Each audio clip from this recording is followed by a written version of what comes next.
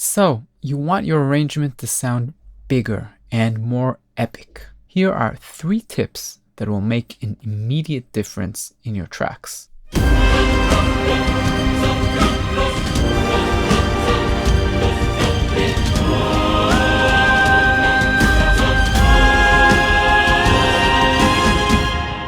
Okay, so the first tip has to do with size. And the name of the game here is make it big. So, number 1 is to use a large ensemble with a lot of players. How do we do that when we are orchestrating in a DAW like Cubase? Easy peasy. All you need to do is to add some more voices. Listen to this example.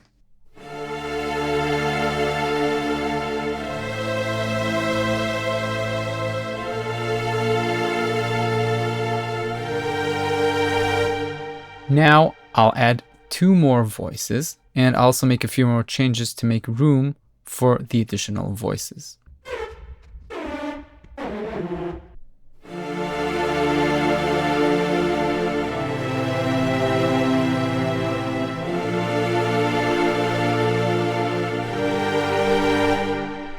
Feels like a larger ensemble, right? This is because in most virtual instruments, adding more voices will virtually enlarge the section with more players. This is obviously not very realistic.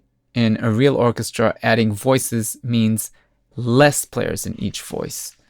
And this diluting of the voices could actually make the sound maybe a little smaller sometimes. So sometimes this unrealistic behavior of sample instruments might be a problem. But for achieving a huge sound, this is great for us. Let's listen to this once more with and without the additional voices. Here it is without.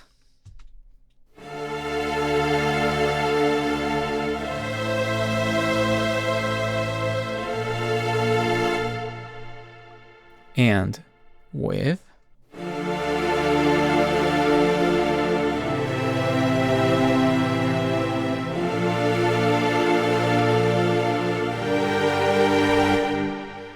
With the additional voices, the chords are fuller for sure, but it also sounds like we have a larger orchestra playing, so we get a double benefit here. Okay, now to the second tip. This has to do with range.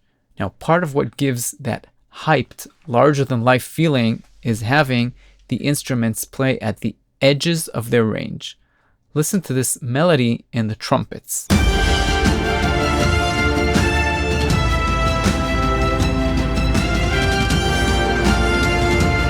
If I would make the melody 1 octave lower, listen to how it sounds.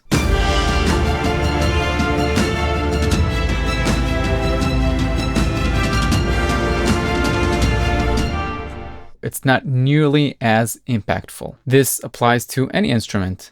Many epic tracks feature violins playing a soaring melody in a relatively high register, or have a singer sing at the top of her range, and that definitely adds to that larger than life feeling. Let's listen to another little example here.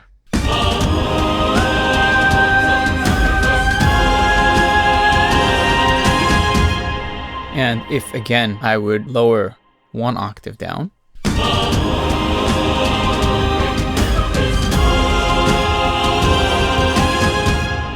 well, it obviously doesn't cut the mix as much, but I'd argue that it is also much less impactful and huge feeling than that singing at the top of the range. On to the third and last tip for this video. I call this wall of sound.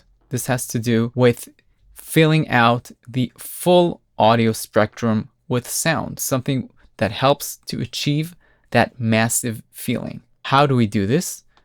What we have to do is to make sure that we don't leave any sonic holes in our arrangements. What I like to do is to open the MIDI parts and visually inspect them and make sure I don't have any holes.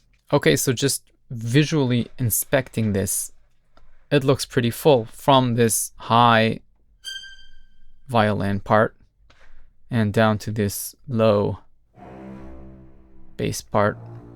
We got everything pretty much filled in. To emphasize the point, let's try getting rid of some, I don't know, low mid stuff here. If I mute this, let's listen to what happens.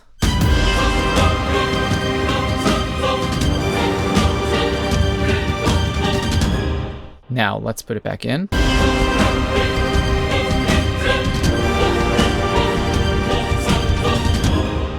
Okay, so it's a bit subtle, but it does make a difference. In the end, each part here fills up the audio spectrum and we get something that's both balanced and big. I'll give one more example for this. Let's say I take all of these high strings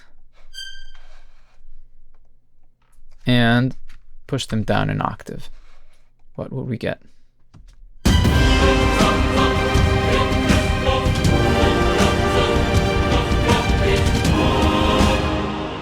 Okay, so here we have two things, both the range that we talked about before. We don't have that hyped, high-ranged violin sound. And in terms of the audio spectrum, we have less elements filling up that high part of the spectrum. Let's hear it now, again, with the violins in the correct octave.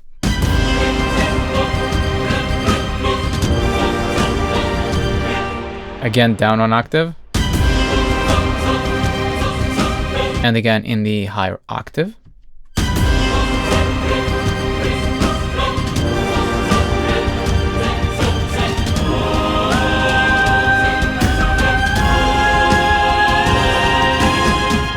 So these were my 3 tips for epic orchestral arrangements. Make sure to check out the rest of my series on creating epic music if you haven't done so yet. I'll link to the other videos in the description. If you enjoyed the video and learned something, please like it, subscribe, and maybe even leave a question or a comment below. That would mean a lot to me and would help the channel to grow and reach more people who might be interested in making music. So that's it for today. Until next time, goodbye.